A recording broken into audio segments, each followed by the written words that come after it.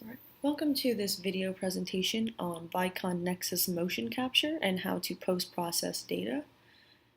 As you can see, we have VICON open right now and several trials worth of information. We have several walking trials as well as a static trial, which is just someone standing. The walking trials are of someone walking on the treadmill. So for the post-processing process in general, you're going to start with a static trial and create basically a model of a human so that we can apply that model to several walking trials. So what we're going to start with is static. As you can see up here, it says static _01, so you know that we're processing the correct thing. We have the right force plate is green, the left force plate is red, and that corresponds to the right and left foot. So we just reoriented the screen here to show you that, and we just reconstructed the markers here. And so we have 16 markers, 4 hip markers, and the rest are leg and foot markers. We're going to go to the label and edit, and as you can see, there's all these green and red dots that represent markers. The red dots represent the left leg, the green dots represent the right leg, and we're just going to start manually labeling these markers. So we're going to start with the left ASI. These are that's the left ASI, that's the right ASI, the left PSIS and right PSIS. And now we're going to label the legs. So we start with the left thigh, left knee, left tibia, left ankle, and then I accidentally labeled it incorrectly. So if you do label it incorrectly, just go back, label it correctly, and then move on to the left heel and left toe. Now we're going to do the exact same thing on the right side, and that is the right thigh, the right knee, the right tibia, right ankle, right heel, and right toe. So now this looks a lot more human-like, and as you can see, the direction which I was telling you shows that the right leg is green and the left leg is red, as indicated by the force plates. So after doing this, we're going to go to the setting and run this pipeline called auto-initialized labeling, and we don't want to change the configuration of the pipeline because it'll ruin it for other people's use, and we're going to uncheck the the box called auto label static frame because we just manually labeled it. We don't want to auto label it now. So we're just going to stick with these last two boxes, the scale subject and the marker only subject calibration, and we're going to run that. As you can see, something happened here and we just created a frame for the gate. And now what we're going to do is go to another pipeline called plug-in gate static. Again, we don't want to change the configuration of the pipeline. And we're actually going to check both boxes here, the process static plug-in gate model and processing static subject calibration. And we're just going to run that really quickly. And now it shows you a lot of the axis orientations for each marker. And that's what plug-in gate static really does. So now we're just going, so once we save this, you can see that once you save, you create this little P icon next to static, and it creates this .c3d file, which is exactly what you want. You can use that for gate cycle analysis later, and we are using the static for use on the walking trials as well. So now we're going to go to walking trial. As you can see up there under 3D perspective, it says walking _16_02, so that we know exactly which trial we're working with. And what we want to do with this is go to a new pipeline called JH Inverse Dynamics. We, again, don't want to change the configuration of the pipeline. And we're just going to run this first checkbox called Combine Processing. The other boxes are filters, and we don't want to filter right now. We just want to combine process, and we don't want to export an ASCII file quite yet. We'll do all of this later. So for now, we're just going to run Combine Processing, and this takes just a little bit.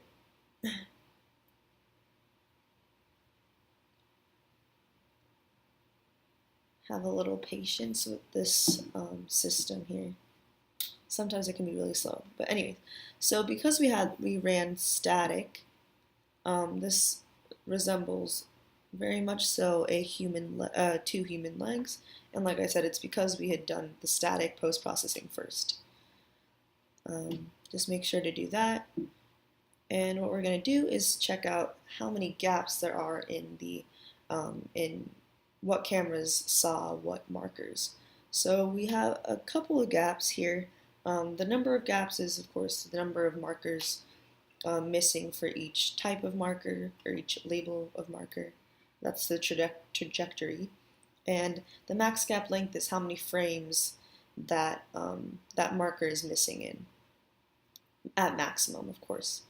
And so if you scroll down to the RASI, you can see that the max gap length is huge. That means that the RASI was missing for 209 frames at any given time. But hopefully through gap filling we can fix this problem. So with the right thigh here, we're going to start with the gap fill called spline fill. And spline fill, if you just click all, you can see that the right thigh went from 4 gaps to 1. But didn't quite get rid of all the gaps. So now we're going to move on to cyclic fill, and hopefully it can get rid of the rest of the gaps here. Click all, and it did end up removing those gaps. So now just keep going down, but we're going to skip the LASI for now. Move on to the left thigh, do the spline fill again. It got rid of a lot of gaps, but not all of them. And we're going to do cyclic fill again, and see if it gets rid of things, which it did. So now all we have is the left ASI and our right ASI. And what's special about these is that those are rigid bodies, meaning that they're not really moving too much during the trial. So for example, your left thigh or right thigh is moving a lot because you're walking, right? So you can use rigid body fill only on rigid bodies, like these 4 hip markers. So the thing with rigid body fill is that you need 3 different sources in order to triangulate those sources and interpolate the location of a missing marker. So you can see here that we have 3 sources to choose from, and that's what we're going to do. We're going to pick sources.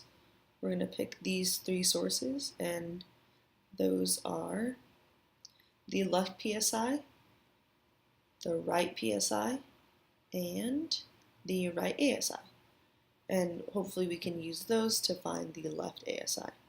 And we did by clicking the auto button, and now we're going to do the same thing for this RSI that had so many that had such a big maximum gap length. But hopefully if we pick rigid body fill again and try that, we can hopefully get rid of all those gaps. And so that's the left ASI, left PSI, and right PSI. We're going to click all for the filling, and then it got rid of that. So now all the gaps are filled.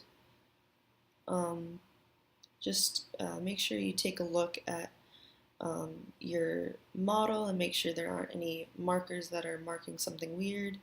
And you can even play the entire video just to make sure that you've done things correctly. One cool thing about VICON is that you can actually click on a marker and see what cameras can see that marker at any given frame. So if you clicked on this marker or that marker, you can zoom out and see that these several cameras at this particular frame can see this right PSI marker. And yeah, so you can take a good look at that, make sure that there isn't any ghost markers either throughout your trial. And I'm just going to stop that really quickly. What we now want to do is do the rest of those check boxes on the JH inverse dynamics. So we already did combined processing, so uncheck mark that and check mark the rest of the boxes. So now we're going to apply some filters, but we only want to apply filters to certain devices. So right now we're going to go to System, we're going to go to System, scroll down to Devices, and use the Shift key to select the treadmill right and treadmill left. That way we're only applying filters to those devices and not the rest of the devices. We're going to run the pipeline, and this is the one that takes actually a good amount of time. Sometimes VICON says it's not responding, as you can see in the top left corner, but don't fret, and definitely don't close out of the system. It's very normal for that to happen. It's just a lot of data for it to process. So now that that's completed, you can see that there's been a blue C icon that shows up, and that corresponds with a CSV file that has been created, which is exactly what we want. We want both those two files, one from the static and then one from each walking post-processing data. So now we're going to double check that we did post-processing correctly by just double checking the kinematics. So if you Googled like left or hip angle kinematics, you'd be able to see a very cyclical pattern for each gait cycle. Right now we're only interested in the sagittal plane, which is why I selected only the X graph here. And as you can see, this X range is from about 30 to 0 degrees. And if you Googled sagittal plane hip angle kinematics, you'd see that normally the hip angle degrees range from 30 degrees to -10 degrees, but this honestly just depends on the person. Everyone's gait is slightly different, but as long as you can really see the consistency along the gait, it ends up working pretty well. And we split the screen here so that you can see at the 3D perspective if there's anything wrong with the model itself. So the minimums seem pretty normal as well as the maximums. And you can also check the right hip angle if you want. For time's sake, I'm just not going to. I'm actually going to move on to the hip moments. So here we have hip moments. I'm just going to do the right hip moment since we did the left hip angle. And again, we're only interested in the X graph.